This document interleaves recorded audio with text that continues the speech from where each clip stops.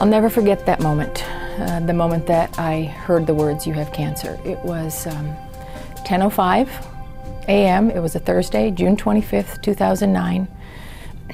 I was heading back to my office to drop some things off and to pick up some other items for my next meeting, and my phone was ringing. And I looked down and I saw it was my physician, and I was surprised because I didn't expect my path report till the next day. And I picked up the phone and he said, "Kathy, I can't believe I have to tell you this, but you have breast cancer." And I slumped down in my chair, and what was in my arms ended up on the floor. And I tried really hard to listen to what he was saying, but all I could hear was my heart. So after what felt like a long time, it was probably only a couple seconds, I said, get it together and listen.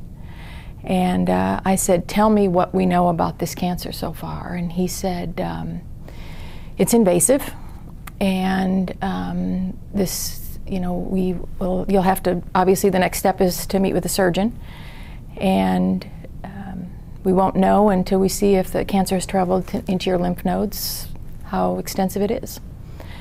But it was a moment of terror, fear, and surreal for me. Well, my treatment plan really began with a conversation with my surgeon.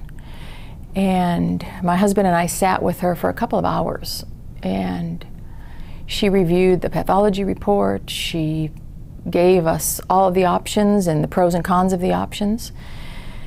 And she then said it would be my recommendation that we remove both breasts and that we do so within 2 weeks. And so I knew my surgeon, which gave me tremendous confidence. I very much appreciated all the options, and then knowing what she would recommend and why she would recommend that. And I moved pretty quickly to solutions. And so in this case, I now had a menu of options in front of me, and I had some informed recommendations, and so I knew I needed to get going. Surprisingly, there were a lot of positives that came out of this diagnosis of cancer for me. In fact, this past weekend, my husband and I were out to dinner with some friends, and we were toasting to the new year, and they said, "Boy, you guys have had a terrible 2009, and here's to a great and healthy 2010. And my husband said, without any pause, he said, "It was a tough year, but we're a much better family as a result of it." And that's a pretty strong positive. I couldn't be more excited to have the Banner MD Anderson Cancer Partnership for lots of reasons. And interestingly, I was impressed before I had my own diagnosis that Banner and MD Anderson had formed this partnership, and I knew from a market and a perspective and a system perspective that it would really add quite a bit to us. My passion for it changed quite a bit once it touched me, and I realized how important it is to have care that is coordinated, that is state-of-the-art, that brings both the science of cancer care and the art of cancer care together.